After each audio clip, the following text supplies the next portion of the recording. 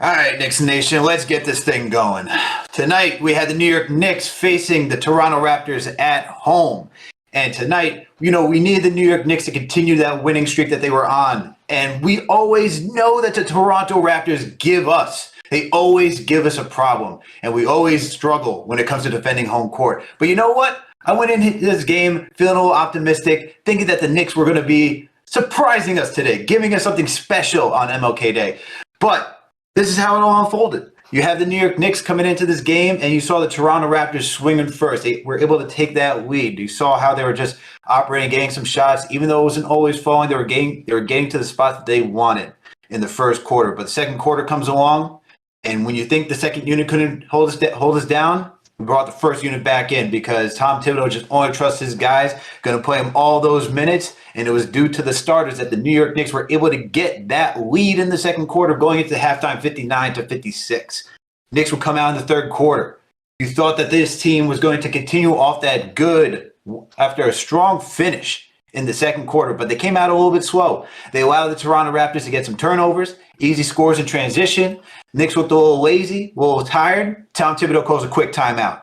Gathers these guys in, gives them the speech, whatever it may be. These guys come out, look energized. They were ready to go, start making their shots. You thought this was going to be we thought it was going to be the whole third quarter of doom all over again, but it wasn't. The guys gave us a solid, strong third quarter going into the fourth. Fourth quarter comes around, you're like, all right, Knicks are doing this. We're gonna get a dub today. We're feeling pretty good. But then, just as you think this game was going to go in the Knicks' direction, this team. My feelings, cardiac Knicks started to settle in. The Toronto Raptors started to come back. They started to make that push to keep things going. We saw them run the offense through Scotty Barnes. Scotty Barnes was out here facilitating, finding the open passers, open shooters. Fred VanVleet was making clutch shots down the stretch. And then Pascal Siakam just working in the paint as he was able to do tonight for a good portion of the night. Sure, the box score doesn't say it, but he was getting to his shots when need be. But the Knicks didn't go. The Knicks didn't go quietly into the night. What do? They came back. They battled. We had some good shots. We had some good foul drawing from Jalen Brunson, Julius Randle, but missed free throws. Chris, it comes down to missed free throws. We cannot have these missed free throws, man. I don't know what's going on, but. I don't know what was going on, but it was not what we needed tonight when it came from our top guns. But RJ Barrett said, "I'm not going to go tonight quietly." Comes out, goes coast to coast to tie this game after Fred VanVleet hits back-to-back threes to tie it all up. RJ goes coast to coast, gets that emphatic slam going into overtime. You're feeling good. You're feeling hyped. You think the Knicks can go in here, can eat this one out?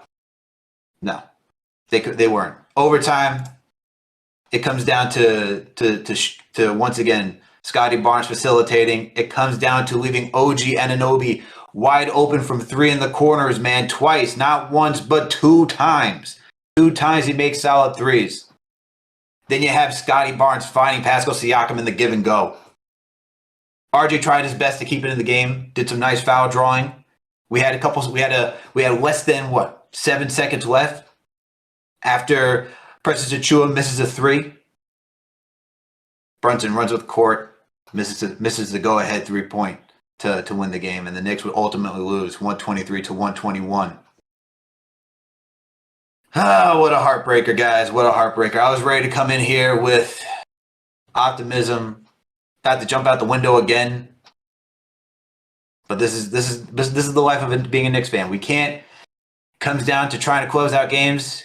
Toronto Raptors are just a team that they're just a thorn in our butts, man. Thorn in our butts. But with us today is Chris LeBron with me on the other side. As I said, Knicks lose 123-121 to the Toronto Raptors in overtime. Chris, what are your thoughts, bro? How do you feel about this game? Alex, I was coming in feeling really good about this one. I'm like, all right, I've been on the show a few times and we haven't won. I was like, this is going to be it. Third time's a charm. Third time's a charm coming on the show, co-host and hosting, and we're going to get this done. And we didn't get it done. This one's tough. I don't know if it's tough as the last time I was on when we lost to Chicago. When we lost to Chicago with DeRozan hitting the game winner, but this one's up there, man. This was a tough loss. It was a physical game. Like, I know a lot of people are going to be very upset about some calls, that maybe we didn't get, but for overall, I felt like the refs let both teams play. Maybe play a little too much. And maybe there was some calls that I was like, okay, that should have been called and all that. But I felt like it was, in my opinion, I felt like officiated fairly, well on both sides. But just a tough loss, man. Tough loss. I mean, Fred VanVleet was just, when he gets hot, and it felt like we just couldn't stop him. And then 10-point lead in the fourth quarter. It felt like we had that in the bag. Like, and then we let our guard down in the fourth quarter and just just couldn't get it done. And you said Scotty Barnes making plays on the post, because he's not going to kill you from the outside shooting or anything like that. But his passing was the one thing I think people loved coming out of Florida State, and he showed that a lot today.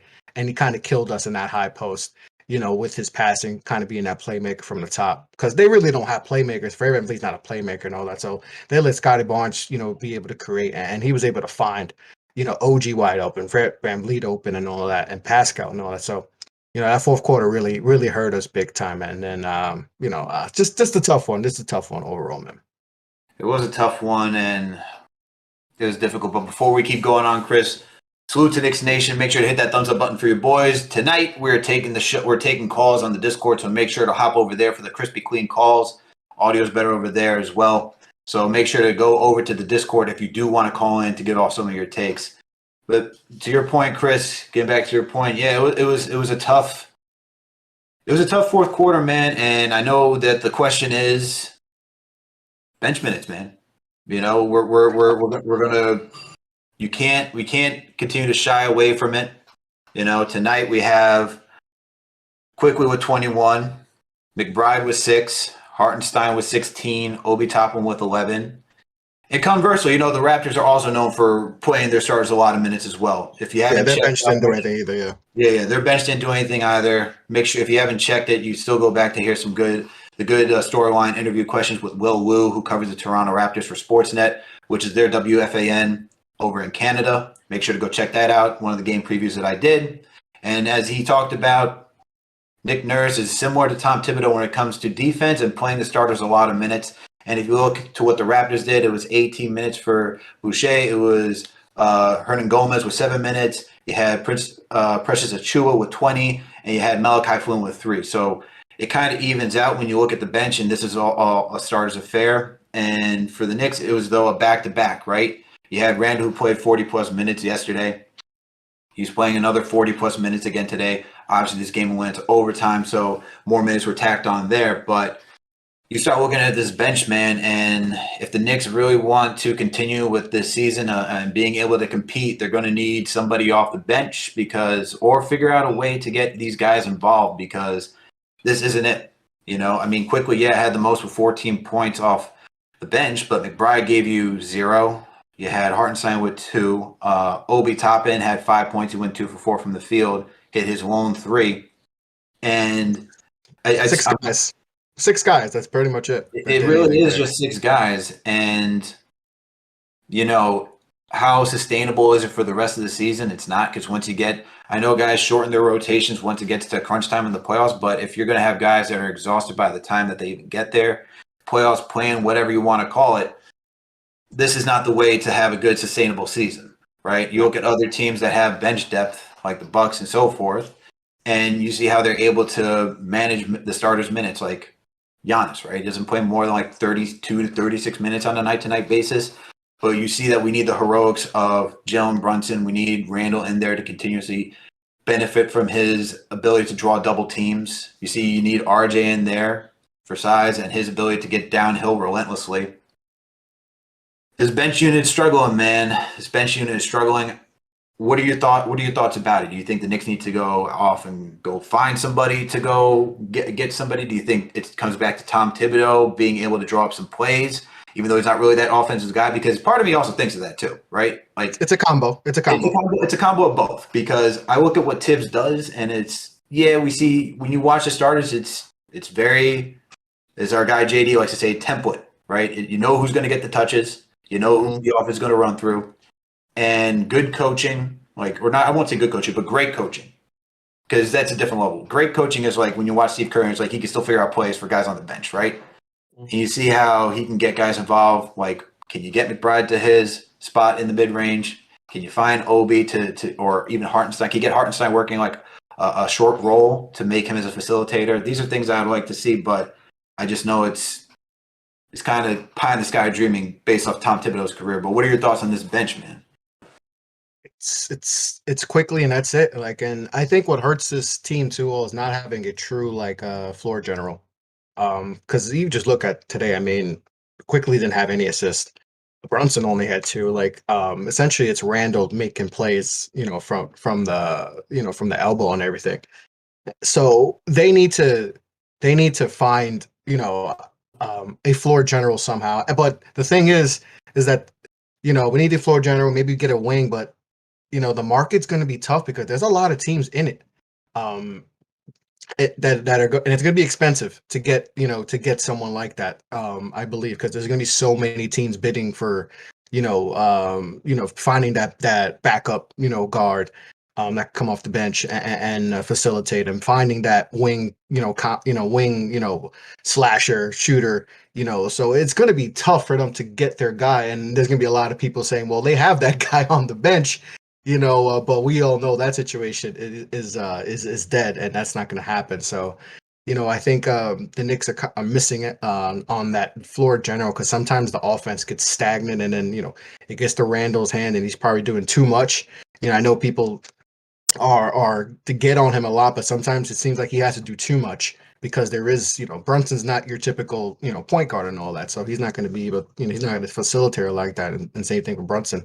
And Brunson took a lot of shots, a lot of shots. I think he took 30 shots. It felt like around 30 shots to be on the dot. It's like 29, and they didn't incorporate Grimes much. Grimes only had 5 shots, which shouldn't be happening. I mean, if you cut Brunson shots by 5 and Randall, and maybe get Grimes some more shots. Maybe we're having a different conversation right now. But getting to the bench, they need bench help desperately, but it's going to be tough to get that. And if they do want that, they're gonna have to pony up some draft picks or maybe some young talent that they may not want to give up. So it's gonna be tough to get that guy, but they have to. If they're buying, if they believe that they're a top 6 team in the East, they're gonna have to pony up something. And everybody does, unprotected picks are what you're hearing from guys like Bogdanovich and from Detroit and all that. So the Knicks gonna have to make a decision whether these pickers, they've been kind of stingy with picks and all that. So if they're about it and they want to make the playoffs, they're going to have to pony up something to get someone, even if it's just, for this year, So it's going to be interesting to see what they do at the deadline, because there's so many teams that are going to be trying to go after some of these guys. So it might be a little bidding war going on, but they need help because the bench it's not existing right now, Alex. It's bad. It's not good at all. Yeah, it's not good at all, Chris. And yeah, to answer your question, Ari, we are taking calls tonight. It is through the Discord. If anyone didn't hear, if you're now tuning into the show, we are taking calls through the Discord, so make sure to head over there. We'll be taking some calls shortly. And shout out to Ronald Hansley Jr. for the $5 super chat. He says a lot of questionable calls, no calls at the end of the game. Every time we play this team, once again, it's the New York Knicks versus Toronto refs. The Toronto ref stores. Oh, man. Also, shout out to Flow Hypnotic with the $2 super chat. He said, Foster is sus. We were set up. Yeah, I mean, Scott Foster is he is known for having some interesting calls. I usually don't tend to look at the refs as the issue for when it comes to a lot of games, when it comes to wins or losses, because it can go the other way as well. But there was you touched on it earlier, Chris. Like some of the calls for tonight. Yeah, they let them play. It was physical for the most part, but there were some calls that were like, all right, you're letting them be physical, but now you're going to call some Yeah. ticky-tacky fouls. Yeah, There's yeah, some, yeah, yeah. there's some missed calls in my opinion. There's the one right now is the one with RJ driving coast to coast. You have Mhm. Scotty Barnes putting an arm on him that didn't get that. There was a lot of chatter saying it was an and one. I look at it. I see that you see the arm on RJ. I get that there's going to be human error because it's moving fast, but there's some questionable calls, man. There's some questionable calls, and this game was called. This game they allowed them to play, but then it got called tighter as the game wore on. And I know you can't make everything a foul, but we have to be somewhat consistent on what we're going to consider being too physical rather than just being like average physical. And this game was chippy. This game was physical from the jump. It was chippy. You saw that. Look, first of all, I did not like Scotty Barnes waving the finger in my guy Grimes' face. I don't know what he was saying. Yeah. I mean, by the letter of the law, that's a tech. I mean, you can't wave and all that. That's technically a tech. That's taunted. Even Green, Mike Green was like, "Yo, isn't that a technical foul?"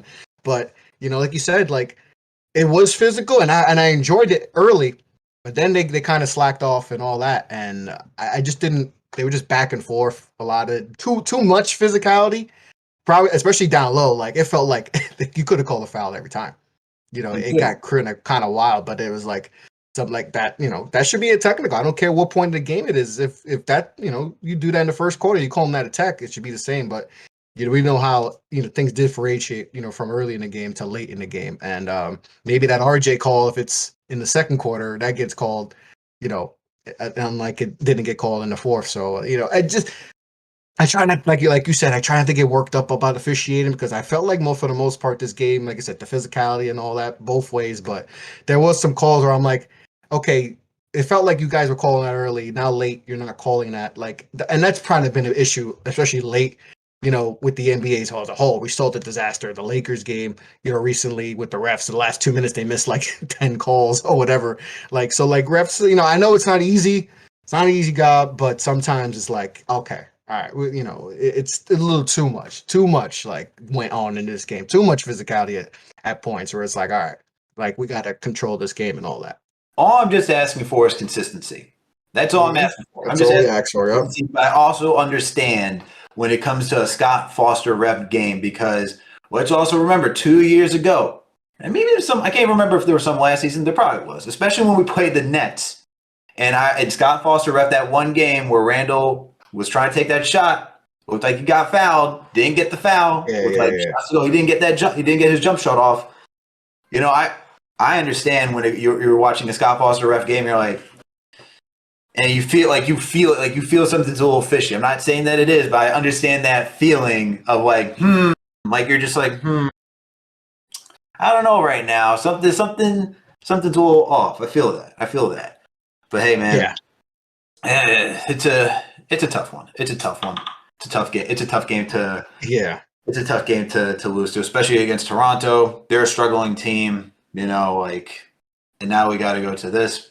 And they didn't shoot the ball well. Like I felt like we, defensively, we played solid, but they were also missing shots too. But it's like, they shoot.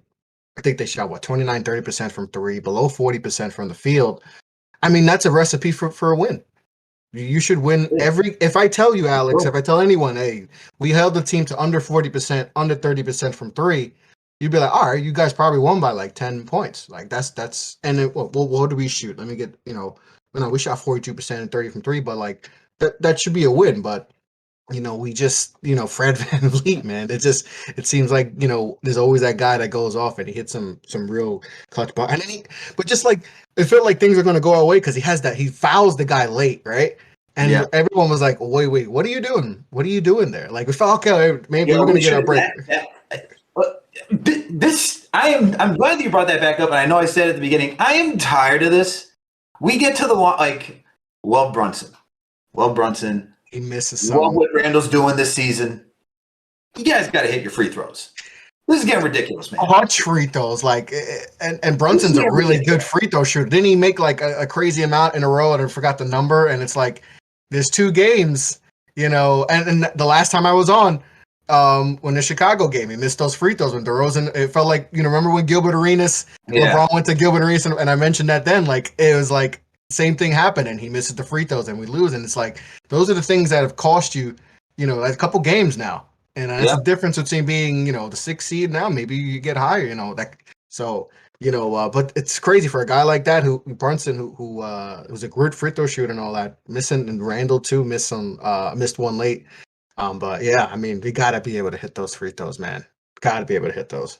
Yeah, shout out to TM said Brunson was like 19 for 19. Man, just It's the way tough. it's those, as you said, it's those moments where it costs you the game. Wait, like those. That's like the Knicks right now. Like, yes, I know the joke is that they're mid and all that type of stuff. We're watching good competitive basketball. It's like in the whole course of like how they're going about it. Yes, this is a good basketball team. They're competing on a night-to-night basis now. Yeah, we've seen some horrendous losses within the last seconds of games.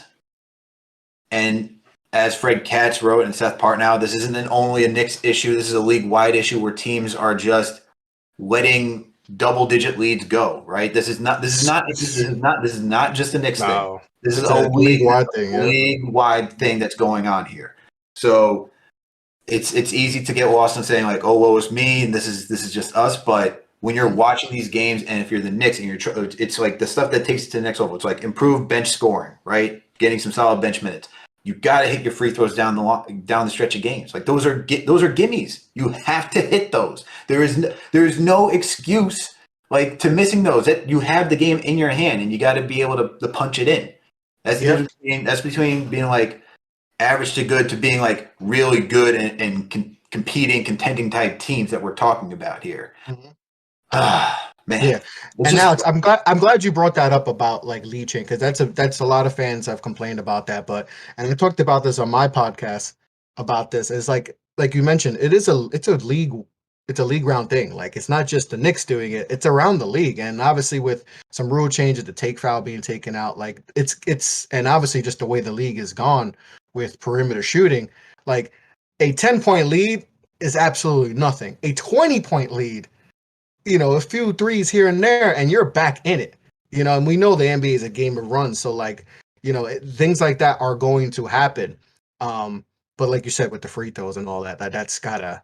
But when you play Toronto, okay, and we should have learned this before, you're playing a team with a lot of length. You got a guy, OG, you got Scotty Barnes, Siakam, Bashir, like you got guys with a lot of length, Precious Achua, guys with a lot of length. You got to be able to move the ball.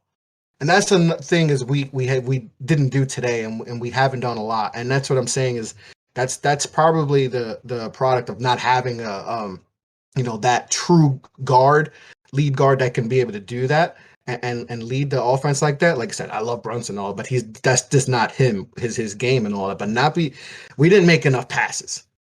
We did not make enough passes, and you got to be able to just make passes on this team, make them move and all that, get them out of bounds. Because if you stay stagnant, their length is going to kill you, and that's kind of what happened today. That's why we took a lot of bad shots. So, like I said, Brunson had 30 shots. I mean, that's not what you want from Brunson. Randall took a lot of tough shots.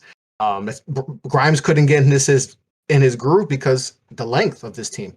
So when you play a team with length, you got to be able to move the ball and get them out of their comfort zone. And we continually, every time we play, we go in their comfort zone and let them control it. So that's something we got to work on. We play them again soon, so that's something we got to be able to move the ball more, because you're not going to beat this team if you're just going to stay playing the way you are. Yeah, absolutely. But Chris, let's reset and now get to the phone. So salute to Knicks Nation for everyone tuning in right now.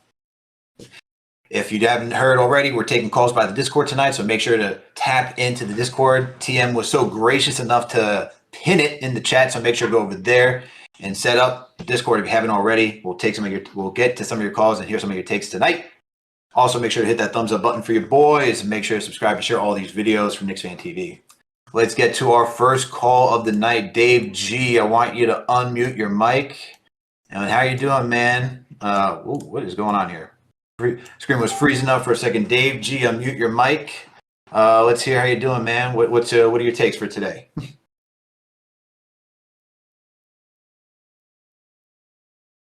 Dave G going once, going twice. Can you hear me, guys? Yes, There sir. you What's going go. on, Dave? Hey, what's going on, guys? How you guys doing? All What's right. going on, brother? I'd be better after a W. Yeah, me too. But Yeah, for couple sure. couple things real quick. Gonna keep it rapid fire. This team, let's be honest, this team misses Alec Burks. This team misses an Alec Burks types guy. Like, let's just be honest. Like, people forget he closed a lot of games for us. I'm not saying Alec Burks is the key to a championship, but we don't have any wing depth on this team. We really don't. It's Emmanuel quickly and nothing. We're gonna make some trades. I'm assuming Obi's got to get some minutes. I don't like he's not in a groove. Like, he's not doing anything because he's not in a groove at all whatsoever. He gets like 5 minutes a night.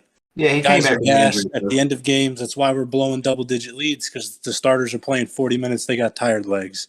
It is what it is. Keep it rolling. Let's go Knicks. Appreciate it, Dave. Dave, before you go, man, who is the guy that you're looking for to add at wing depth on this team? I mean, to be honest, I've been looking, and I don't know who we can get with the salaries that we have. I mean, you can't like what are our tradable guys on the bench? We got Hartenstein, Cam. I mean, Derek and Fournier, but they're trying to send Derek somewhere that's like beneficial for him. Right. I mean, Duarte's always hurt. I don't think the Nets are going to send TJ Warren anywhere. I don't. Maybe Cameron Johnson from Phoenix, but I don't know if they're going to give him up either to get that to help get some wing defense. But I don't know. I don't think there's really a match for a trade for us to get the wing depth that we really need at this point, because we have Fournier sitting on the bench making $18 million a year to do nothing. Yeah, so I hear you. it's going to be tough. It's not easy, this trade deadline for the front office, but they got to make something happen because they put the roster together. So they got to do something. That's a fact. And thank you, Dave, for calling in. Have a good night. Appreciate you guys. Appreciate you Take care, too, brother. Appreciate you on the check-in. Yeah, Chris, wing depth.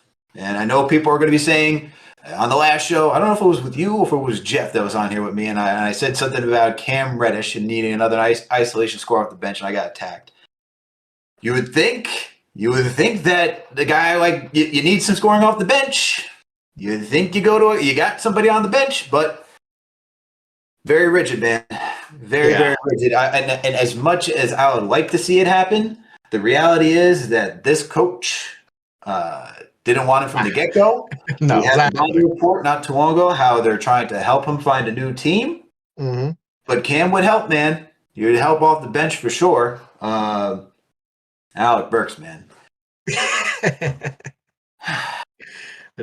think we're past our Alex Burks being a Knicks status. You know what's funny? You know what's funny? How about this one?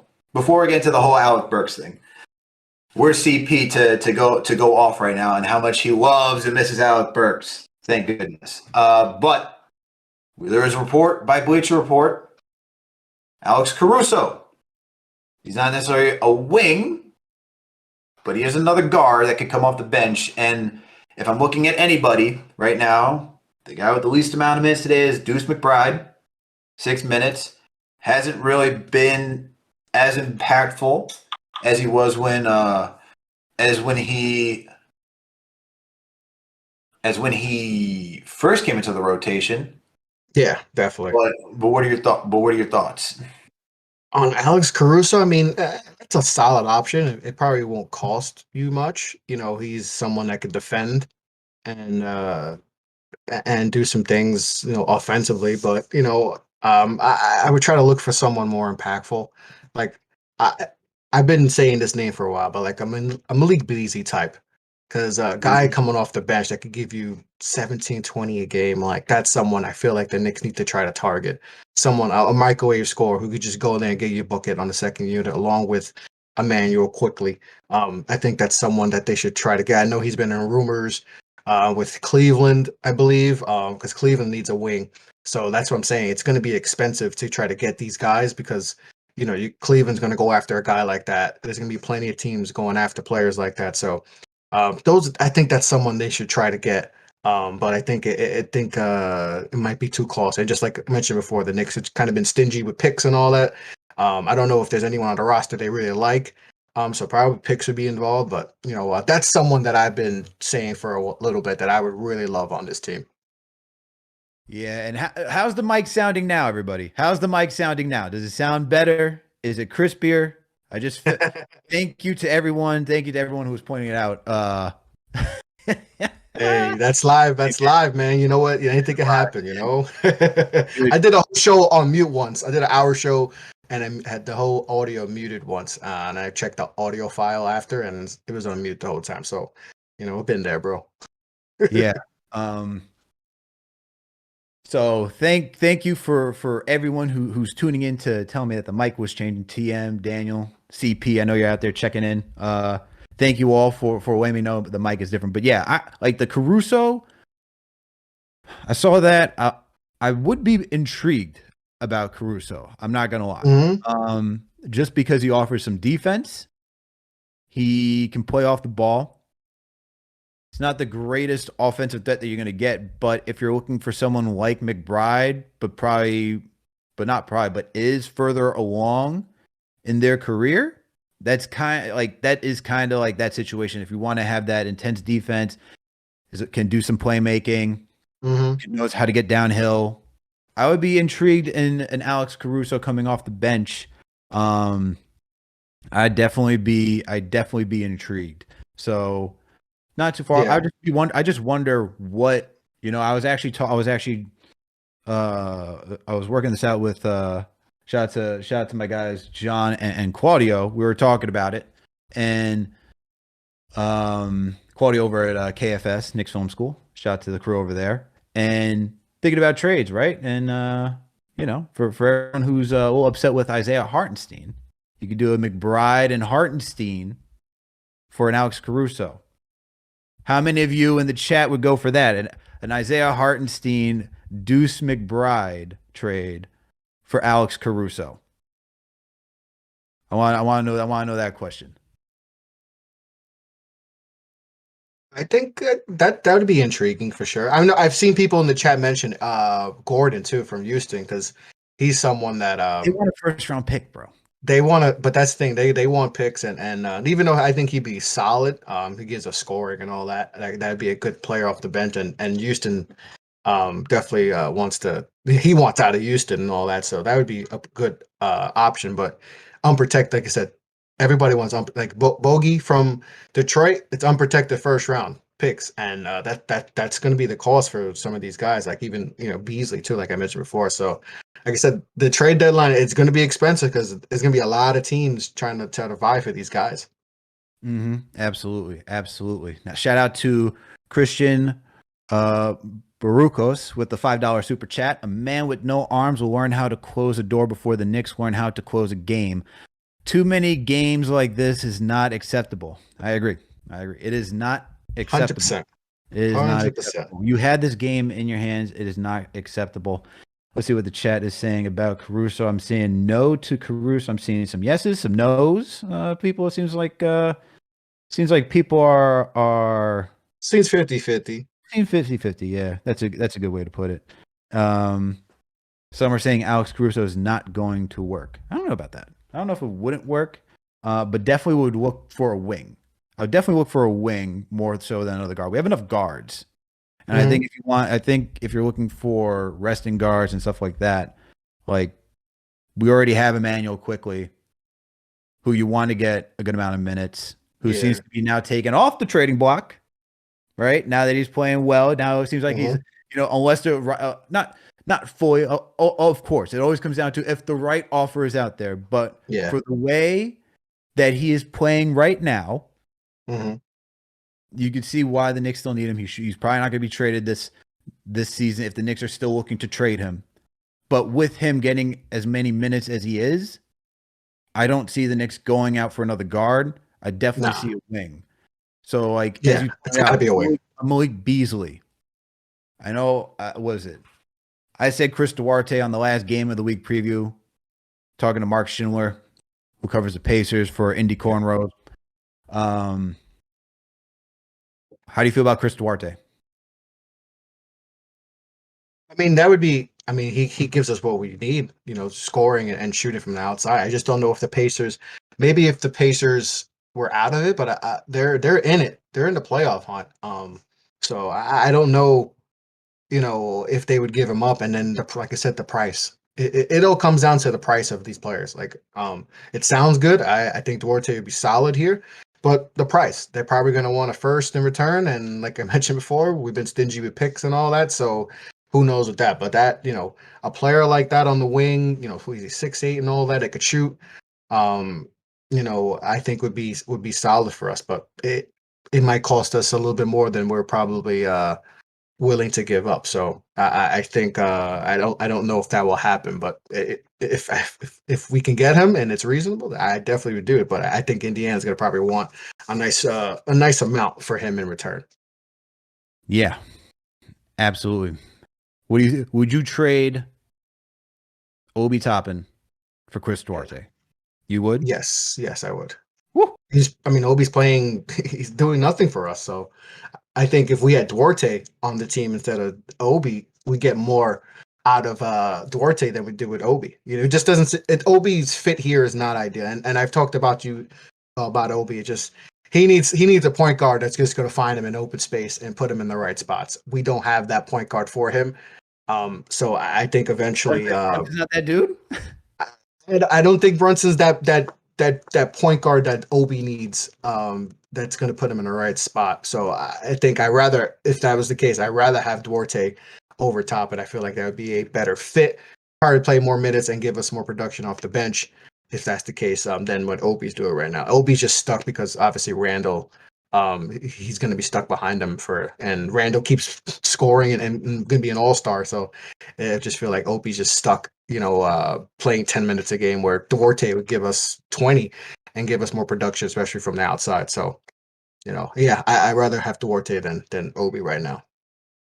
You're breaking my heart, Chris. I know, man. It's just a fit. It's just a fit. I hear you. My brain right now. My brain understands everything you're saying. He's not getting enough minutes. The fit is not good when you're behind Julius Randle, who's playing at an all-star level, and Tibbs is gonna play Randle so many minutes that Obi is back from injury. He's only getting 11 minutes off the bench. We're back to sub 15. We're back to sub 15 minutes. I understand all that, but my heart says don't do it for Duarte because I hate the Pacers. All right, as a Knicks fan, I will not do a trade with the Pacers. I think the Pacers would consider that too, because I think if you put Obi with Halliburton on that team, I think Hallie can get a lot out of Obi. And then Obi and Mathurin and transition would be something I think the Pacers were like. But yeah, I think I might pull that off just because the fit. I think it. I know people in the chat are probably like, "Oh no, Obi, you can get more for Obi," but just the fit and what we need, I think I might consider that if I was the GM. I hear you, and people are saying Cam is better. I would like to see Cam play. I'd like to see him. He ain't playing, so I don't even think about him. I would love to see Tibbs play Cam Reddish again. Yeah, I just think, and with Cam Reddish, I think with him, it's been frustrating with him ever since college. Like, and I talked about this, with a bunch of people with Cam. Like, there comes a point where sometimes, yes, like it's frustrating with him not playing and all, but it comes a point where it's like we can't blame Duke, can't blame the Atlanta Hawks, we can't blame the New York Knicks. When is it going to be on Cam Reddish? Because it seems like a lot of people blame the organizations for Cam Reddish not doing, being what he is, and it just seems, and like I said, I'm a Duke fan, so I've been watching him for a while, like since when he playing in Penn. He was the number one player in the country. Like his mixtape was unreal, but it just seemed like every time like there's any type of, change and all that, he doesn't know how to adapt. Like when he and I think I talked to you about this, like he was at Duke, he was the first guy to go there. RJ reclassifies, RJ comes in, it's him and RJ. Then Zion throws, a wrench into everything, and nobody expected. I didn't even watch RJ's announcement, and then like he wasn't supposed to go, and then boom, Reddish who went to Duke first, then it was RJ, then it was yeah. So yeah, Reddish was the first one, number one player in the country. Then RJ reclassifies, so it's him and RJ, and then Zion throws a wrench, and then Zion's supposed to go to Clemson, and then he goes to Duke, and then it was like, okay, now we know who the two good top dogs. It's RJ and Zion, and then Cam Reddish just never adjusted well. And then everyone, because he had a couple good games at Duke, a buzzer. I think he had a buzzer beat against Louisville. They comeback win. I think they were down 20 and all that, but he just never adapted. Then we thought, okay, maybe he'll at the next level, he's gonna be the guy and he'll be better. And then ups and downs in Atlanta, doesn't work end well, and then comes to New York and where we're at. And it comes a point of time, and I mentioned this also, like there's a YouTube channel called Stunted Growth. I don't know if you ever seen that YouTube channel, and they talk about guys like Cam Reddish, like guys who were stars in high school and all that, and how they just never adapted to the next. And I feel like this is what's going to happen, where we got to just look at Cam and be like, you need to figure it out. Like, there's a reason why you're not playing in the last 20 games or whatever. So like, eventually it's going to be like, okay, when you go to the next team, this happens again, and we're going to blame that team again. So like, eventually we got to put blame on Cam. Like, we just can't blame Tibbs and the Knicks and all that, because it happened in Atlanta and it happened at Duke. So like, eventually it's like, yo, Cam, what's up, man? You got to figure things out. Like, you're way too talented to be getting 20 whatever round of DMPs. Like, you're 6'8", you're a wing, long arms, can shoot, can score, but there's something missing. And eventually, we see this a lot with a lot of players like him, and eventually they fade away, or they have to go overseas and figure it out. So with Cam, I feel like too many people blame the Knicks and all that. Eventually, you got to be like, hey, Cam, it's on you, my guy. Just, I hear that. I get that. Totally understand that. I think we also got to look at, it always coming down to the player, but it also comes back to, has that player been given enough opportunities? Has he found the right system to go in there and actually shine? I totally understand what you're saying, though. At some point, like, it goes both ways, right? You got to go both ways, as in saying of like, all right, he's got to put in the work, but also, has he found the right team that's going to give him a chance? Because you look at the Knicks, he's come to the Knicks. Tibbs didn't even want him. So is that even fair for him to get like that second chance here too, right? And yeah, you could say, hey, he could be putting in the work, win his heart over, but if the reports are true that Tibbs was not a fan of the trade to begin with, right? If he was not a fan of the trade to begin with, was he ever going to give Cam a fair shot? I think that's a fair question to ask, and I don't know if the Knicks is like a good second place to be judging that. That's why I would say the next stop, I would say we'd probably get more information off of that, in my opinion. I totally hear what you're saying. Totally hear what you're saying. That's what I'm trying to say. Like, if it comes to a point, if it happens again, it's like, all right, Cam, it's on you to like. And I get all that too. Like, yeah, he may not be getting the fair, and he should be playing. Like, it's kind of wild that he's getting all these DMPs. And I love Cam Reddish. Like, I love him. Like, he went to Duke. I root for all my Duke guys, but if it happens again, it's gonna be like, hey, Cam, it's on you. Like, and I've heard from people saying that sometimes it is Cam, and he gets in his head, and he doesn't know how to handle adversity and all that. So, I hope, wherever he goes next, he has success. But, it's been disappointing with him so far in his NBA career.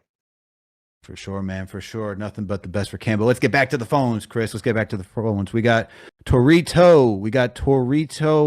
In the lounge. We're bringing you on the show, man. Torito, how are you doing? What are your takes? How'd you feel about this game? What's going on? Torito. Hello? Oh, you're talking to Toretto? Toretto, okay. Sorry for butchering good? it, man. Toretto, what's going on, man? What's going on? Can you hear me good? Yes, sir. What's happening? What's good? How you guys doing tonight? Doing well. Yourself? Thank God.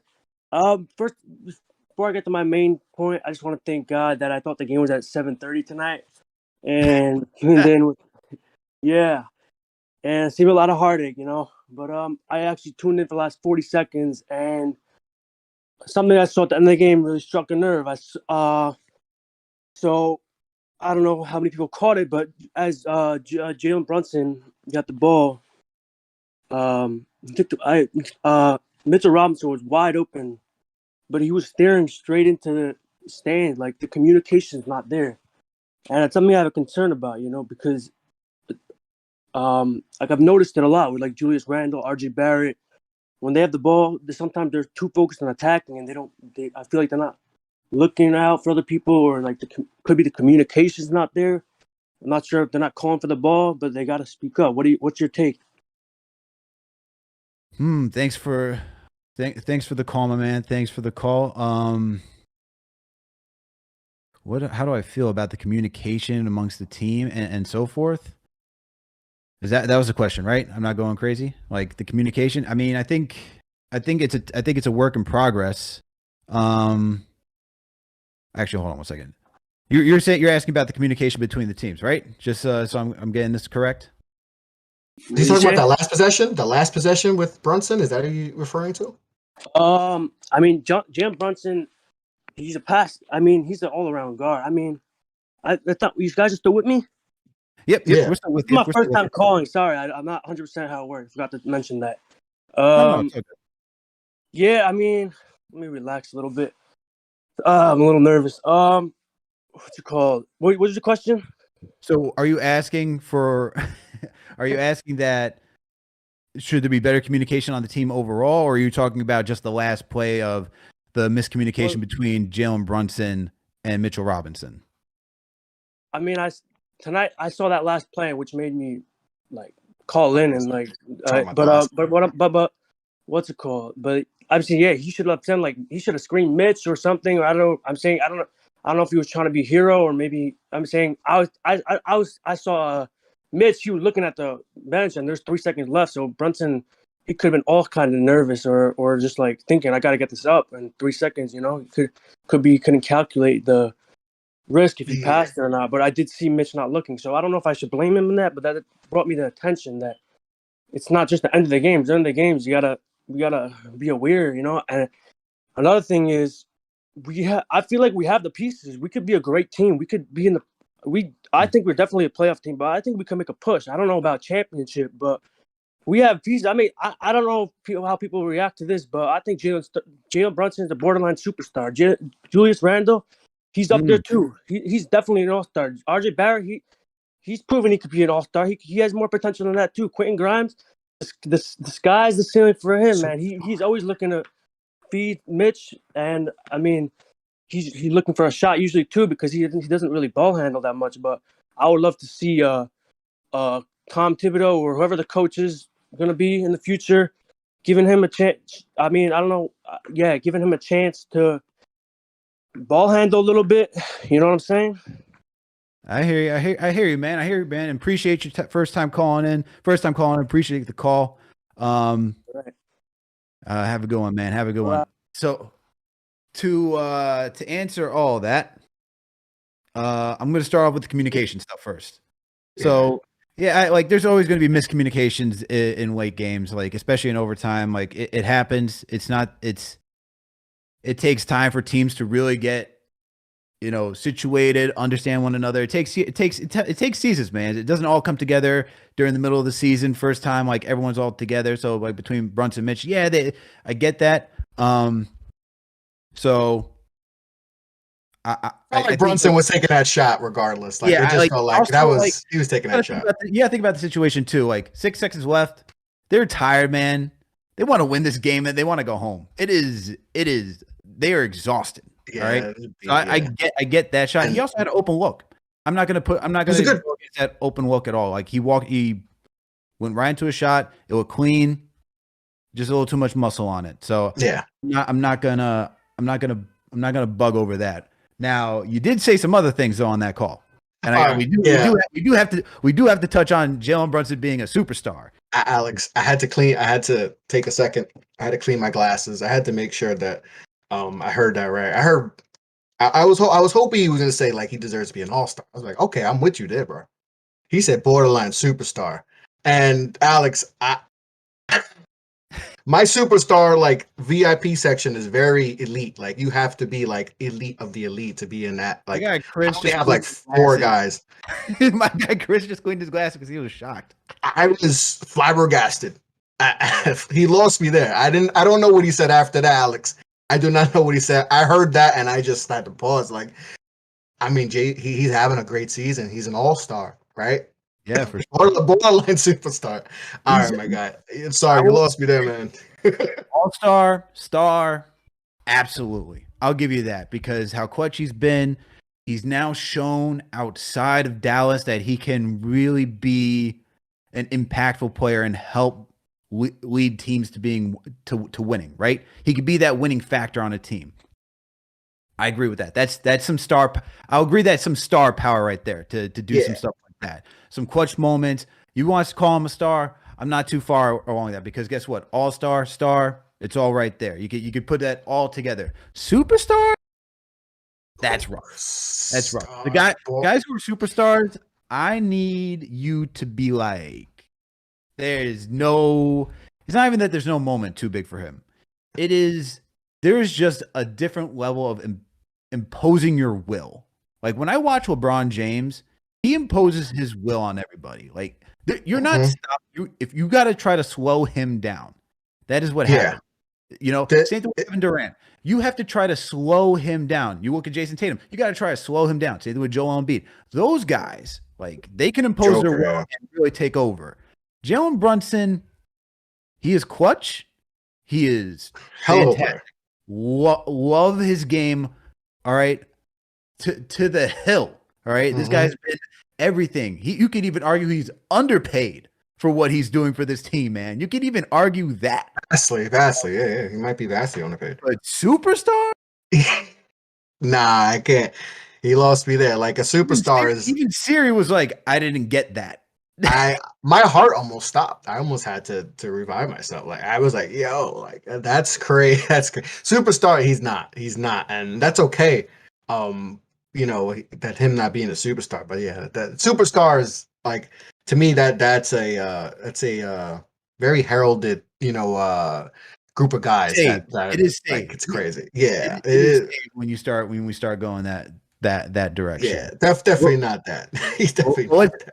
But thanks for the first time call, my man. Thanks for the first time call. But we're going back to the phones right now. We got Willie King B on the line. Willie King B, what is going on, man? Willie B King, going once? You there? Willie King. Wilkie. Sorry, my eyes are killing me right now. Wilkie Alex. B King, my bad. My eyes are going. I might need glasses, man. You might need to give me those glasses. You good, bro? It's Will from LI. Will, what's going on, bro? How you doing today? I'm good, bro. How you guys doing this afternoon? Trying to survive, man. Wishing the Knicks won. yeah, bro. Absolutely. Hey, listen, man. Shout out to that last caller, but I don't know. He was a little tweaking on the superstar comment. I don't know if we're there yet, but regarding the game, man, I mean, let me just answer his question towards like the communication and everything. Mm-hmm. I don't know if the communication's all the way off, but I will say this, and shout out to the sponsor, PrizePicks. I picked quickly for 14 points, and I felt like that was a lock because he's just been going off recently. And a lot of the times, as I'm looking specifically at quickly, I felt that Julius Randle did do a lot of ball hogging this game. But you can't blame Julius, though. I don't think that this loss is on Julius. Personally, I think this loss is definitely on Tibbs. As for me, I felt like everybody did their job. If I did have to critique somebody, the person I would actually critique is Jalen Brunson. When that last shot that he went for the three, he didn't have to go for the three. With the momentum that he had, he could have gone straight to the basket, put it in the rest of the season, and try to go for it too, and at least tied the game. I mean, I think he was gassed, and the way Tibbs be doing, he be playing these players, through the mud, putting a lot of mileage on him. But I'm not gonna put too much blame on him. But for Tibbs, I'm definitely gonna put the blame because this is the Toronto Raptors that does not have a true center. And even though we beat them in the rebounds, I think we had like 53 to 40 something for them. Hartenstein is just not giving us anything, bro.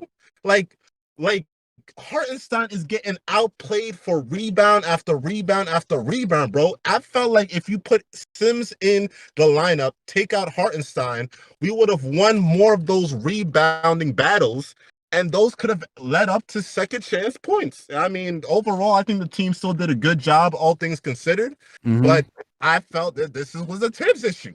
And what you said about Cam Reddish is 1,000,000% true. Like, I'm not gonna say that Cam Reddish is trash because, bro, I love Deuce McBride. I love his hustle. I love his spirit. I love all of that, bro.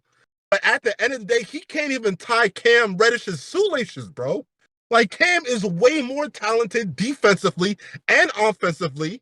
And how many minutes did Deuce McBride get? Like 3 or 4 minutes today? You got Like, 6 minutes today. every game we lose by a couple of points, Tom Thibodeau automatically gets the blame because you're not playing Cam Reddish. You're playing Deuce McBride. That, yes, he tries hard. I love his spirit. But listen, man, he's just not giving us anything. All right. So for me, this is on Tibbs. If you don't, I know game to game, he's not going to play Cam and Cam is basically gone. Okay. Taking out Cam, you still put Hartenstein in the game, who was still getting out rebounded for most of the game. I know he did have that one block, but he's not a rim protector. Jericho Sims is right there, and I felt that Jericho Sims would be a better option. So for me, I'm putting this on Tibbs. I had a spiel all ready for Julius Randle, but I can't even hate on Julius Randle because he put up numbers. I still want to trade him. Okay, make no mistake. Okay, anybody that want to see me in Battle of the Fans, see me in Battle of the Fans. But I still want to trade him. But I can't put any blame on him tonight. He did his thing, but tonight is definitely on Tibbs. Take out Hartenstein. Put in Sims. That is my take. I'll let you guys get to it. Appreciate you, Will from LI, my man. Thank you for calling in, man. I know it's late, but happy birthday, bro. I heard you on other shows, but happy belated birthday. Yeah, I appreciate it, man. Thank you. Yeah, have a good one, man. Yeah, have a good night. Later. You Take too. care. Take care. Woo! I will present that call to the chat. Rate that call in the chat. 1 being trash, 5 being facts. Let's see what does everyone think about Will from LI's call right now. All right, I want to know your thoughts and opinions. Let's get this thing popping in the chat. There was a lot. There was a lot to Will was heated. Will was heated. He got on that soapbox. He was like, "Yo, I got a lot to vent today." I appreciate it. I appreciate that. I appreciate the energy. Look, man. Randall did his thing, as he said. Tibbs, and I'm a Tibbs supporter, man. I like, and I know some people don't like that. I can see like the positive that what Tibbs has brought like to this team, and he has his faults. He has his faults. If I had to give him my own personal approval rating, it's probably somewhere between, I'd probably say 70%. I give it 70% because you know what? He's created a culture, all right? We're watching this team play what he wants, which is hard-nosed, gritty defense. I don't think you're getting the 100% maximum of what the players can do, but you're definitely getting them to be bought in, and they're competing now on a night-to-night basis, and they're playing the brand of basketball. I keep going back. They're playing the brand of basketball that he wants. And for that, all that stuff, considering that this team has been abysmal with previous coaches like Derek Fisher, Jeff Hornacek, David Fizdale. It's hard for me to say, like, to really give a lot of, like, to really, like, fully, like, beyond, like, the Tibbs hate or just, like, fire him out and all that type of stuff. But I get it. I get the flaws. The flaws are, like, look, he is strict with his rotations. He plays his starters a lot of minutes.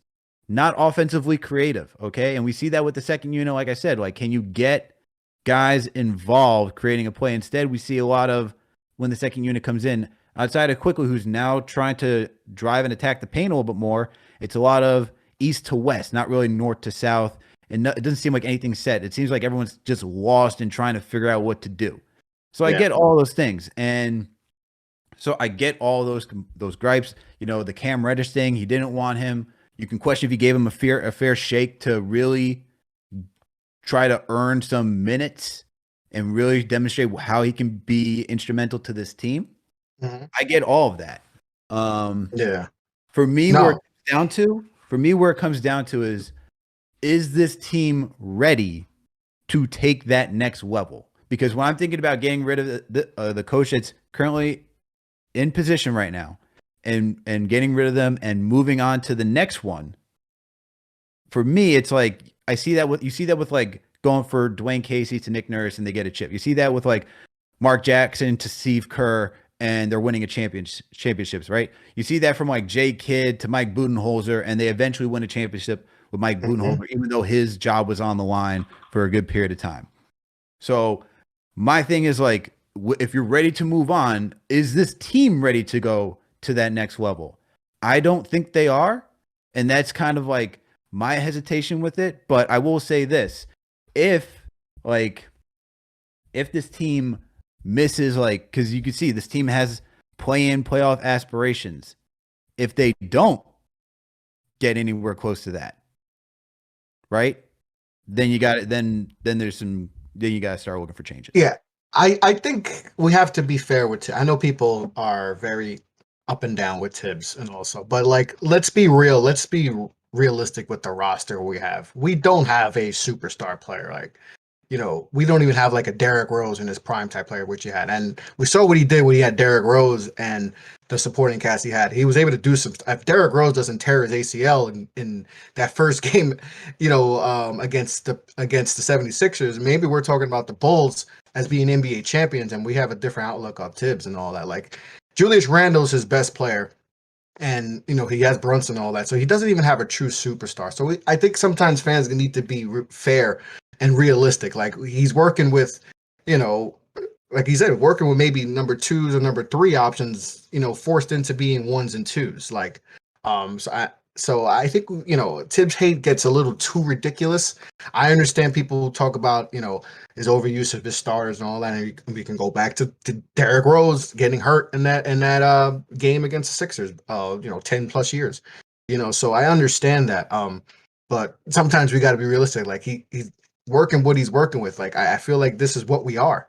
And just some people just need to understand that. Like, he's not working. It's not like he's got LeBron James or Kevin Durant or even a Kawhi Leonard or anything like that. We got Julius Randle and he's got Jalen Brunson. Like, and we're 25 and 20. You know, so like, I think, you know, we take this like you mentioned. Look at the coaches we've had in previous years. And 60 losses and you know, just bad year after bad year bad year, and Tibbs has come in and he's changed it. And could it be better? Of course we want a championship team. I know we all want that, but sometimes you know, it is what we have is what we have, and we just have to you know, this is it. So like, we got to give Tibbs a little flat, you know, get a little pressure off him, because like what he's doing with this team is pretty remarkable, you know, for the most part. So like, you know, could it be better? Of course, but like, guys, we have to sometimes be realistic. Like, his best players are Julius Randle and Brunson. They're not superstar type players. Like, let's just, you know, let's just be real. And they got Mitch Robinson, who's been in and out injuries, did a lot of injuries and all that with players and all that, and you know, RJ, figuring out RJ and his role, you know, on this team. So like, you know, it's not as easy as people are making it out to seem. And I know people can't stand Tibbs and all that, but you know, we got to be a little, kick him a little, you know, slack, you know. I hear you, man. I hear you, my man. But let's keep this show moving along. Ari, I see you on the line. We're gonna get to you in a bit, because we got to talk about the numbers for this game. We got to look at the team stats and the box scores that we had, and just break this thing down a little bit further. So looking at this game, Chris, you see that neither team shot really well. Both teams were all outside of the Knicks shooting close to 42% from the field. Knicks, as you talked about earlier, held the Raptors to under 40%. Both teams shot abysmal from behind the arc, both around 29% from 3. Both teams got to the line a good amount. Both teams shooting 80% of their free throws. But the one that really sticks out to me, man, is the transition points when it comes to this. I look at the Knicks fast break points, and I know it's not shown on the screen right now, but the Toronto Raptors had 14 points off of fast breaks, and the Knicks only had 4. Tonight we saw a lot of half-court offense from New York instead of trying to push the pace. Now, that's one, I think, based off like what Tibbs wants to do and how you have to just play this team. 2, I don't think the Knicks really utilized all their opportunities where they could have had fast break points. They only got 4 tonight. I feel like they left some on the board where they could really try to catch the defense on their heels. But on the other side, you saw the Toronto Raptors taking advantage of the Knicks turnovers, and the Knicks had 12 tonight to the Raptors 6. And for the Raptors, that's how they got most of their fast break points, was just off of turnovers. Poor passing by RJ, Randall, Brunson, all those guys. And that to me is what sticks out the most. What about you? What do you see from this game that sticks out to you? Yeah, just the mention before, the passing. You know, when you're playing a team like this, you got to be able to pass the ball more, and we just needed more just needed more passing. You just didn't pass the ball enough, and except the fast break points, we didn't take advantage of that. Toronto doesn't turn the ball over a lot, but like I said, beating the team, you got to be able to pass the ball on offense, and you got to be able to create some turnovers, and we didn't do any of that, and that's a big reason why we didn't get the W today. Yeah, for sure. That's one reason. And then points in the paints, man. I'm a little shocked that it's so low. 28 points. Usually the Knicks do better than that, but it was just really a free throw affair today because everyone was just getting mauled as soon as they went in. So that kind of makes sense to why it's not. Oh, I'm sorry. Whoa, we're reading the wrong thing. We'll get the fouls. 58 for the Knicks for points in the paint. It's 58 for points in the paint and 40 for the Toronto Raptors. That's 28 fouls that they had and 25 fouls for the Raptors. So a lot of you can just tell it's a physical game based on those stats. So yep. Especially early on, very physical early on. Mistake over there. But you know what? The numbers is brought to you by PrizePicks. All right, that is our spot. That's one of the KFTV sponsors. And for everyone out there, make sure to go over to PrizePicks.com or download the app. It is daily fantasy where you can place your entries 2 to 6. You can choose 2 to 6 players, and for each entry, right, you create your sheet, create your entries. You'll see the player projections on whether or not they're going to score more or less points, more or less rebounds, more or less assists, and so forth. And you can go there and start playing the game. So for me, for tonight, this is how I went, Chris. Tonight, I usually have been on a good streak. I was on a 5-game PrizePicks streak, winning streak, usually winning 4 of my 5 bets. But tonight, this is how I decided to go. I usually like to go for the second half. So for Julius Randle, I saw that he had 12 points in the first half, and they gave 12.5 for the second. I was like, all right, I think he can keep up that production. He was playing physical, starting his shots were starting to fall. I was like, he usually likes to turn it up in the second half sometimes, especially around the third quarter. And he's probably going to keep that type of production because he's just been on a heater for the last couple of weeks.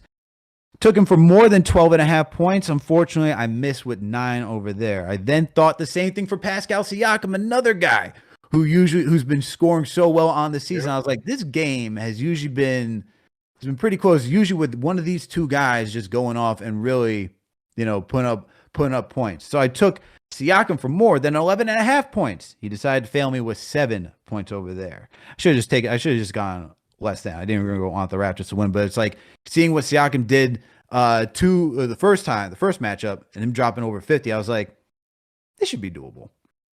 And I still want the Knicks to get the dub. Next choice I made was Steven Adams to getting less than 5.5 rebounds. He played the Phoenix Suns earlier last week, I believe, and he got 11. And with DeAndre Ayton, another big that can match. They can just match his presence in the paint. I was like, I'm going to go with less right now. I'm doing well. The game is with 5 minutes left in the third. He's only got 7 boards, so it seems like I'm on pace to have less than 11.5 rebounds. I then took LeBron James. This game hasn't started yet, but I took him for less than 48.5 points, rebounds, and assists. So for that, I'm looking at the team like the Houston Rockets, LeBron James, Houston Rockets. They're a tanking team. They're in the Wemby sweepstakes. I'm thinking that he's going to shine early. He's going to be pulled.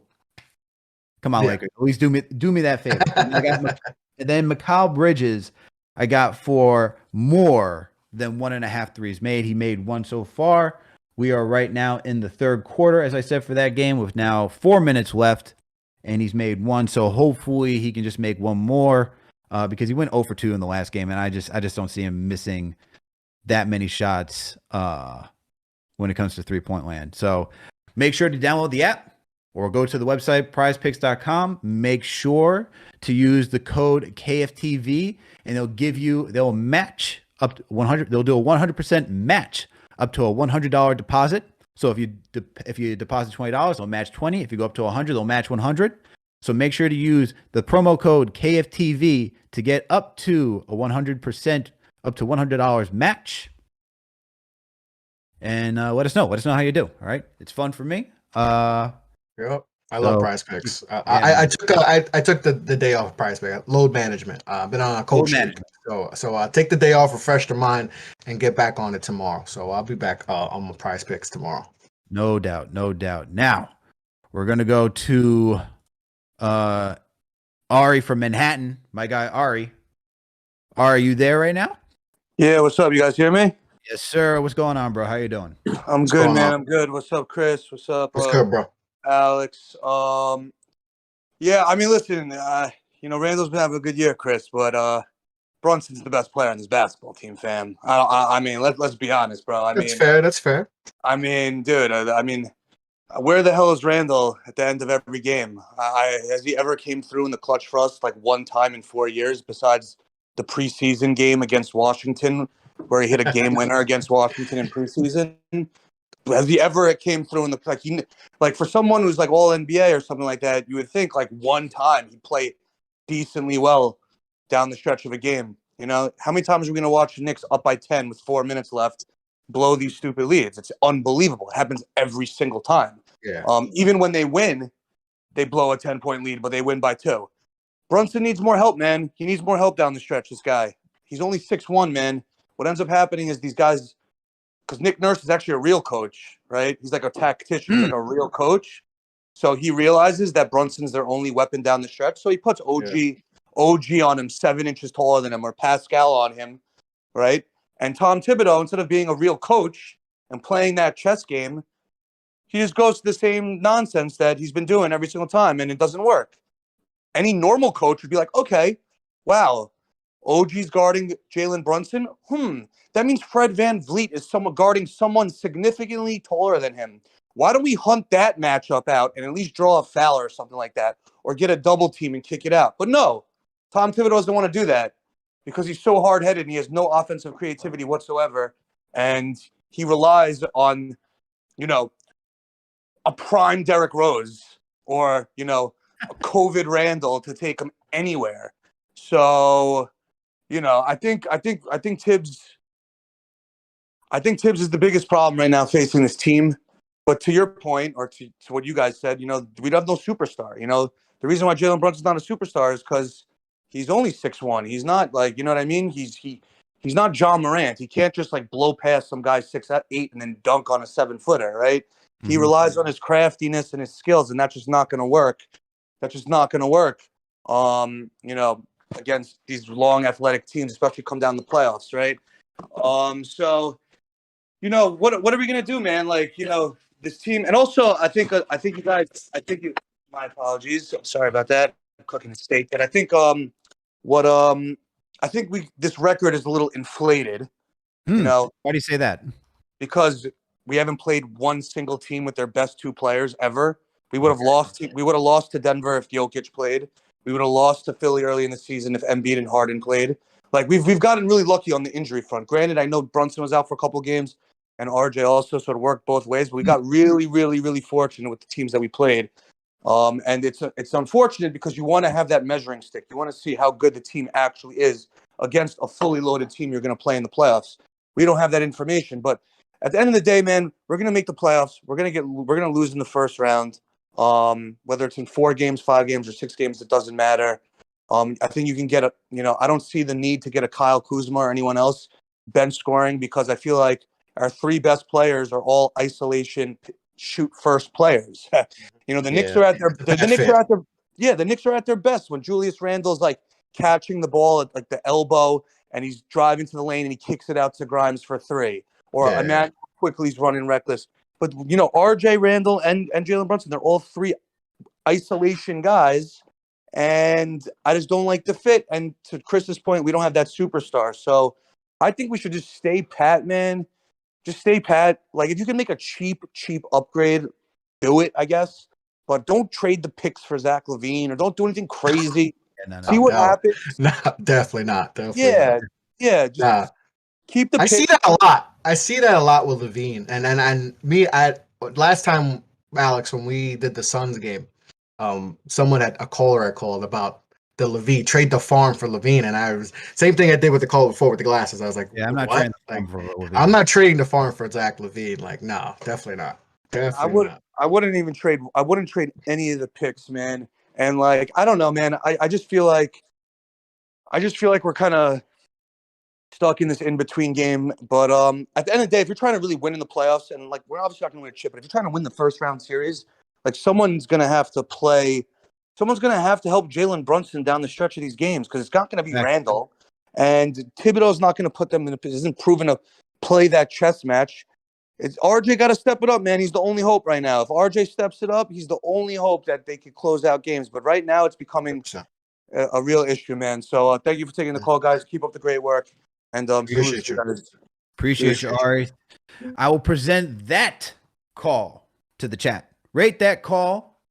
1 being trash, 5 being facts. I want to know your thoughts about Ari's call right now. Ari made some good points, man. This team, he pointed back to not having the superstar. We have 3 guys that really thrive in isolation scoring. And I said on a recent show, like, I like how this team is starting to come together and compete. You want to see that. I think it becomes more attractive to, because free agency is just essentially non-existent at this point. No one's coming to free agency. You got to trade. Sign their supermaxes. Everybody signs their supermax. Everyone signs their supermax. You're not going to get. It's very rare, I should say, they're going to get a star through free agency. But the way that it's looking right now is that you have to be a winning environment to attract a team to come over here. And in order to do a trade like that, you have to be winning, because if you're winning, that means those players are got to be good because they translate to wins, right? So that way, you can trade some of those players in that package to go get somebody like that. Yep, 100%. That's how it's looking right now. So it's 100% that you have to build the culture, like how the Knicks tried to do this in years past, where they just try to tank and thought that because they're New York and we have all this cap space that you should want to come here. NBA players don't care about that, and we're seeing that. Like, they care about stable situations, and it's not, like I said, it's not ideal. We don't have the pieces, right, the superstar pieces right now, but it's better than how we've done it in previous years with previous regimes. And this is how we got to do it. And we go into the off season. Listen, we lose in the first round, but we evaluate in the off season. And if that player is there, same way where Donovan Mitchell was almost, here, Donovan Mitchell wanted to be here, and if we continue to just win, even if it's a first round exit, we're just showing that we're not the same old Knicks. And if we do that, and that's the pitch, is that we're a better environment, better front office, better this, then we can show the glitz and glamour and all that comes with New York. Then we can get that guy to come here and be that true number 1 guy that you need to win a championship. So it could be worse. It could be worse. We could be 5 games under, and hell will freeze over right now. But we're 5 games under with a tough loss. Try not to get too negative. It was, Toronto seems like, a team that's, when they're healthy, they are a good team. They've had some injuries and all that. So they just match up too well against us, man. They're a tough matchup for us. Too well against us. Yeah. And, very tough matchup, especially with Brunson, and Ari made a good point with Brunson. He's 6'1", and they have a bunch of guys 6'6" and up with long 7-foot wingspans that give Brunson a lot of trouble. The term that I like from Will Lou, that the 6'9" vision. I just find guys. We need some of those guys. I just find it funny that it's called 6'9" vision. It's a catchy term for the way they want to build their team.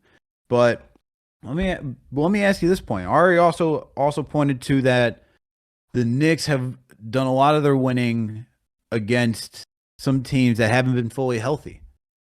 Where do you stand on that? Do you take that into like do you consider that to be like a major factor when you're evaluating this team and seeing where they are right now? Yeah. Or do you just say, hey, that's just the course of the NBA. Not every team's going to be healthy throughout the entire season, and it is what it is. And if the team's playing and like you play through these things, you play other teams where they're not fully healthy, and you can just say at least they're building some sort of chemistry. And hopefully we do see those teams, especially down the road, because if they're healthy later down the road, we're going to see some of these teams, right? That may give you a good indication. Which side do you lean, Chris? I think it's a little bit of both.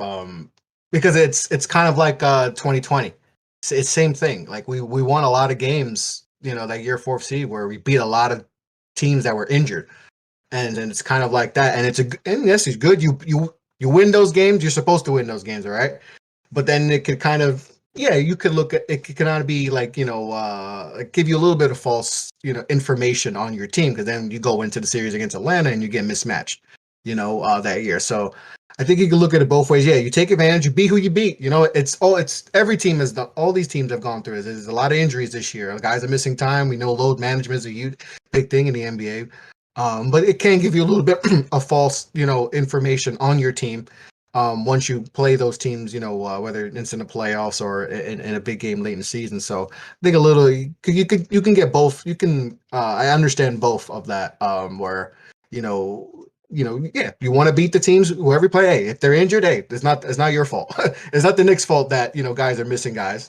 But it can also give you a little bit of false information, about the team and all that. And it's exactly what happened in 2020. We probably got a little bit of false hope on that 4th seed, and we weren't as good as that. But that's why good front offices see that, and if you have a good front office that sees that, they'll notice that. So I understand. I definitely understand where he was coming from that. I get that 100%. Yeah, it's definitely a mixture of both. I think it's a mixture of both. I don't think it's fully like, oh, this team's like, yes, have the Knicks benefited from playing teams that haven't been fully healthy? Yes, we can also look at that saying, well, at least they're beating teams that aren't fully healthy because they should be better, right? Exactly. And so if we lost those games, the show, you guys, the post game shows would be going crazy. Yeah, no, I get that. Yeah. I get that. So 100%. So you can look at that and say, well, at least they're beating the teams they should be beating that haven't been fully healthy. But to Ari's point, you do want to see where this team stands when both teams are fully healthy and going at it. Yeah. But teams aren't healthy, Alex. Teams aren't healthy. A lot of teams are injured right now. So when are we going to see that? And that's another thing. We're not going to see a lot of teams fully healthy. Brooklyn's hurt. A lot of teams are hurt. Milwaukee's hurt. Philly has injuries. So Nets don't have KD right now. You're not going to see these teams healthy, and that's why, especially out west, like there's the 8 seed could beat the 1 seed because there's just so many injuries and all that. So we might not see a healthy team. So this might be what it is. And I feel like we will not never. That's a little too extreme. I feel like we'll rarely get to see this always happen because there's also load management, right? Players aren't playing every single. So maybe during certain matchups, like you're gonna get like the prime marquee matchups, but based on injuries, load management, all this type of stuff, I feel like we're not going to constantly see teams be fully healthy and competing and getting that true measuring stick. That Ari's talking about. But Ari's getting some 5s. He got some 5s. He's got some 1s, mostly 5s though. I'm seeing some mostly 5s. And for Will's call, I took a screenshot of this. It was very interesting. Will, your call was very interesting because I've never seen 3.5s and 4s out there. So many in the chat in my life. You got some 5s and 1s, but there's a lot of 3.5s and 4s. Interesting ratings. But we also speak about ratings and going back to the chat. We finally got the poll finished. Had the whole Hartenstein and Deuce for Caruso. And out of 213 votes, 70% said yes and 29% said no. So 70% would do the trade of Hartenstein and Deuce McBride for Alex Caruso. Interesting. Very, very interesting. It is very interesting. Also, shout out to Jod Knight for this $10 super chat. Tibbs is not perfect. We're always trying to place blame on him when things don't go right. At the end of the day, we've been winning a lot lately. Give him credit. Missed free throws and bad calls caused us to lose. Also, shout out to Della Music 50 with the $5 super chat. Said Ari's call rates a 5! Exclamation point. All right. Thank you all for the super chat. And I agree with that. I feel like we gotta give Tibbs some credit for the wins. He's not it's not he's a perfect coach. We get that, but gotta try to measure it evenly as you possibly can. Exactly. It could be worse, guys. It could be a lot worse. We've had a lot worse coaches and all that. It could be David Fizdale, Jeff Hornacek, Derek Fisher. I mean, Derek Fisher got punched, coaching this team by Matt Barnes. So, like, it could be a lot worse. Matt Barnes traveled 30 miles to go knock out that one today. Matt Barnes knocked out our head coach, so it could be a lot worse. It could be a lot worse. It could always be worse. It could always be worse. That's something my father would say. It could always be worse. It can always be worse, man. But hey, Chris, before we're getting close to wrapping the show up, so you know what that means. Player ratings. We got some player ratings today. All right. Even in this OTL, we got to do some player ratings. All right. Let's do it. Let's go with this is fun. Not usually it's CP asking me to give the rating first. Now I'm in the chair asking you to give me the rating first. This is good. This is good stuff. This is very good stuff. All right. So let's start off with 1 Mitchell Robinson. Mitchell Robinson, I'm gonna give a C. What are we doing on a scale of 1 to 10, my man? 1 to 10. Oh, my bad. 1 to 10. 1 to 10. I'll give him 6. You're gonna give him a 6. Why are you giving him a 6? The rebounds weren't there. It just felt like he was always on the floor today. I don't know. He did look out of it today. It didn't seem like the Mitch that we've been used to seeing. So I'm gonna give him a 6. Okay, and that's right, JJ. That's right, TM. I'm the captain of this ship now. I'm gonna go with. I'm gonna go with a 7. I'm gonna go with a 7 for Mitch because I hear you. He had he had 8 total rebounds today, 5 offensive, 3 defensive. We saw Scotty Barnes getting in there, getting some offensive rebounds. The Raptors really were in there, especially late in the fourth quarter. They were getting some critical offensive rebounds. They got 14, even though the Knicks beat them 20-14 on the game. Most of those offensive rebounds came in the fourth quarter where you needed Mitch to secure them. I get it, but they were hounding Mitch too. They were trying to make sure they had multiple defenders on him to prevent him from getting the offensive rebound. So I get that. I'm going with a 7 because his defensive impact was still there. I thought it was very interesting that Toronto decided to go with OG Anunoby defending Mitchell Robinson today. But I guess that's their whole thing of having multiple lanky wings to mess things up, right? Because you saw Siakam on RJ. You had who was it? You had Scotty Barnes on Randall. And they obviously didn't. You can't move Fred VanVleet, so he's sticking with Brunson, even though they've tried that before. But he was on Brunson, and you had Trent on Grimes. So interesting matchup. I'll give Mitch a 7 because his defensive impact was still there. You saw some key blocks towards the end of the games today too. He had one. What was it against? Was it OG or was it against Scotty Barnes? I forget. They just swatted that thing out, and it was not today. I think it was against OG Anunoby where OG was trying to do a reverse layup. Mitch caught that. Not happening. So I'm going to give Mitch a 7 today. I'm going to go with 7 for Mitch. But how about Quentin Grimes? What are you giving Grimes today? I feel like his grade is. I gotta curve it because I feel like it's the Brunson and company not getting him enough touches. Tibbs not getting him enough touches and all that. So I'm gonna give him I'll give him. He did rebound the ball really well. He had some big rebounds. So I'm gonna give him. I'll give him a 7. I'll give him a 7. I'm gonna give him a 7. I'm gonna go with a 7. Okay. And people in the chat, let us know your ratings too, what you're saying right now. So you could, if you haven't rated for Mitch already, I saw some. I think I saw some 7s and 8s for Mitch too. So if you haven't given your rating for Mitch, make sure to go into the chat and give him. So we got some. We got a 3 for Mitch too. We got some 7s. I saw a 3. Yeah, that's a little harsh. That's funny. For Grimes, I'm going 7 as well, man. Yeah. I'm going to go 7 as well for. I'm going to go 7 as well. Actually, yeah, I'm going to go 6. I'm going to stick with 7. I'm going to stick with 7 for Grimes because he had that big shot in the third quarter. Big Yes. three. It seems like that is just, he is so calm in the third quarter to be able to knock down those shots. This is where I'm really wondering, man. If you give Grimes more touches, like we talked about earlier, he gave 23 to RJ, 29 for Brunson. You had 20 for Randall, and Yeah, Grimes it's ridiculous. only got 5. What Yeah, if? that Man, doesn't what make if any you sense. give this shooter are like, as of right now, minimum 3 and D, right? Minimum, because I think there's a lot more there. You only had 5 attempts today. He went 3 for 5, efficient from the field, 2 for 4 from 3. Only had 1. He had that nice drive.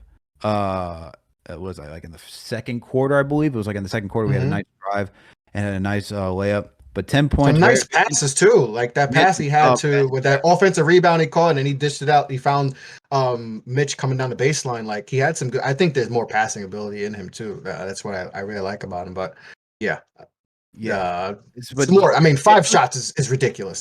That shouldn't be the case. It's too low. He had 2 assists today, 7 rebounds. He's really taking up the rebounding in today. He was flying in there from the perimeter, man, just crashing the boards. You love to see it. As was one of his strengths coming out of college. I know you're aware of that. Yeah, I'm going to stick with a 7 for Grimes today just because he was guarding Trent Jr., and Trent Jr. still went 6 for 14 from the field, 4 for 8 from downtown, got 18 points. I'm not saying all of it was his fault. I'm not saying that because rotations were not as crisp today on the perimeter either. But I'm going to go with a 7 today. I think just when that's your assignment, I need to see a little bit lower than that, in my opinion. But solid rebounding, solid playmaking. Grimes is just a connector. I want to see what more he can offer the offense. We know he what has so much more. He has so much more in there. Let's go to Julius Randle. Julius Randle. I'm gonna give a man, I think I'm gonna have to give another 7. I know the chat or someone already said he's gonna give them all 7s, and yeah, I think I'm gonna give him a 7. Should take it to go play spots, man. Sheesh. He rebounded well, so solid passing, but just some questionable shot selection in this game. It kind of over dribbling a lot. It kind of felt like old Julius Randle, and but he rebounded well, passed the ball pretty solid and all that. Just bad turnovers of some bad spots, but the shooting just wasn't there. So I'm gonna give him, and the free throws, some crucial missed free throws late. So I'll give him a 7. I'm gonna go 7.5. I'm just gonna eke you out a bit, just because he still was a crucial factor in this game. You heard Will from Eli say it. This is not a game that you place the blame on Julius. He went 7 for 20 from the field today. Didn't shoot well from downtown. Only 1 for 6 from 3. Got to the line. It comes down to free throws for me, man. Like, I know he went 1 for 2 in the fourth quarter before Brunson went 1 for 2 as well, but you got to knock down your free throws. It's so important, especially in late games. You got to be able to do that. The thing that he's been doing consistently, though, he's been crashing the boards. He has been 15 rebounds today. So I gotta give him props on that, because when you get defensive rebounds like that, 12 defensive rebounds, that means you're stopping the other team from getting a second chance opportunity. In some cases, usually that means you're stopping them from getting a second chance opportunity. But you're stopping them from getting opportunities, more offensive opportunities. So I gotta go with that. He had 8 assists today, 1 steal. I thought he played decent defense for most of the game today. I wouldn't say it was great, but he kept us in the game, man. He was able to draw fouls as he normally does, but I'm going to go with a 7.5 for Julius Randle today. RJ Barrett. This one's tough. I'm going to go with 7.5. Oh. He gets the 0.5 for the dunk. And that probably should have been the game winner, because he probably should have got the and 1 on that. So, and he hit his free throws. He was 10 of 11. Another one. He rebounded well too. So, yeah, 7.5. I mean, the perimeter shooting wasn't great, but that's kind of what we expect from RJ. He's not great. So I'm gonna give 7.5. Get the 0.5 for the dunk at the end of the fourth quarter. Gives him that 0.5 for me. Wow. I'm shocked. I'm truly shocked. Truly, truly shocked. I'm gonna go with an 8 for RJ. 8. Okay. I'm going with 8. And the reason I'm going with 8.7. Hold on, right now. You're not CP. Relax there. CP came and it was like 8.72 or something. We're not doing that. We are not doing I that. couldn't go 8. The defense wasn't there too. Like little Laxkis go on defense and all that. And like I said, the problem. So I can't go 8. I'm not gonna give any. I don't know if I'm gonna give anyone 8, but we'll see. Here's the thing. Here's the thing for me and why he gets an 8. He at least was ice cold when it came to the free throw line down the stretch of the game. I have to go with that. Yes, the defense, especially against Scotty Barnes, was not fantastic today. He allowed Scotty to get to his spots, orchestrate, and like Scotty wasn't even, like Scotty had 26 points today. Can't allow that. Allowing Scotty to get to just find guys out on the perimeter and just disrupt the Knicks defense. But the fact that he is at the line, even before that, right? Mm-hmm. I can't even say before that. He's at the line. He's calm, goes 10 for 11 from the free throw line, gets 32 points today. Yeah, he didn't shoot great. 10 for 23 from the field, 2 for 9 for 3. I get it. You got your 7 rebounds, 2 assists. So a little bit of playmaking. Want to see more from there. But ice cold at the free throw line, 10 for 11. Goes coast to coast to get a dunk to tie the game. You think the Knicks were going to lose in the fourth quarter. This guy says, get me the ball. I'm going to make it happen. And I mean, come on now. Like, Scotty, that should have been a foul. Should have been a foul. But my guy RJ, Broadway Barrett saying, no. You need someone to be a clutch? I'm going to try my best to keep us in this game. And then even in overtime, he gets to the line, put us within 2. You know what I mean? He gave Jalen Brunson the chance to seal it. You know what I mean? Mm-hmm. Presses Achiuwa misses that 3. Robinson gets it. Brunson's able to go up the court and he could have tried to tie the game and force a double OT, but he had the opportunity to take that 3. I got to give RJ his credit, so I'm going to give him an 8 for that type of performance tonight. Jalen Brunson. That's a good number. Jalen Brunson. Oh, people in the chat are giving some. TM, you're a legend, bro. To have Nightbot do 8.75, this is amazing. Yeah, I get some 8, some 9, some 7s in the chat, 7.5s. Got 1.6. Okay, that for RJ. All right. What do you got for Jalen Brunson? 7. 7. Couldn't give him a 7. He shot the ball terribly. And like I said, some of the, just not great passing. I mean, only 2 assists too. Like, I know he's not a, that type of point guard, but need more assists from there. But yeah, I'm gonna give him a 7. Like 11 to 29 is just that's not good. I might give him lower actually. It might be a 6.5. I'm gonna go 6.5 actually, changing my number. 6.5. This is not a good matchup for him. This is not a good matchup for him simply because of the length they have. But yeah, 6.5. I'm gonna get 6.5. 6.5. Woo. Well, that ends it. No, I'm just playing. Like I'm going my rating. I mean, you would think they lost by 30 with the number, but I think someone's calling me. I gotta be out. No, I'm playing. I'm gonna go with a 7. I'm gonna go with 7 with Brunson, and I still key factor to why we're in this game. He's given the clutch opportunity most of the time. Yeah, the Raptors are a tough team for him to face, and he usually hasn't played the Raptors that well because of their wingspans, right? But I thought being able to get 26 points today and finally get over that, and he was battling with Fred VanVleet today. They went out. That was fun. That was a fun matchup. That was a fun matchup to see. I appreciate that, but definitely need more assists. I thought he was good for rebounds. He got 7 boards today. 4 offensive rebounds. So he's crashing the boards, trying to keep offensive opportunities alive. Defense not there because Fred VanVleet got 33.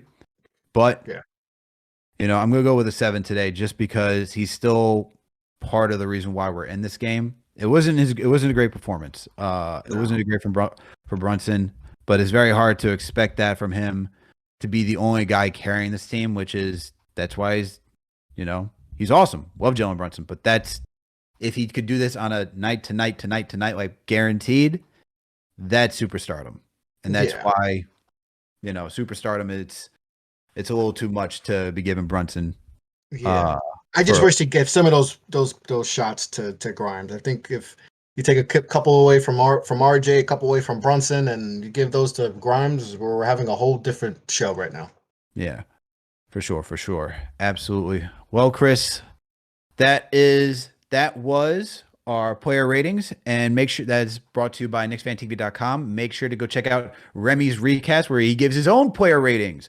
After every single game, you can go to KnicksFanTV.com, find Remy's recaps. Shout out to Gamba for all the graphics because he does good graphics for over at the website as well as this show too. So you can go over there, check out Remy's writing, awesome writing, breaks down every single player that was involved in this game, even down to the bench, and gives you and really goes into thorough analysis on what they did well, what they didn't do well, what he wants to see improve in the next game. He does a phenomenal job doing that, so make sure to go check it out. And we also got other great writers over there. We're doing KFTV Stock Exchange, where we've got Luke writing up the stocks every 2 weeks. He's breaking down how the team is doing. We got a lot of great articles over there as well. So make sure you go to KnicksFanTV.com.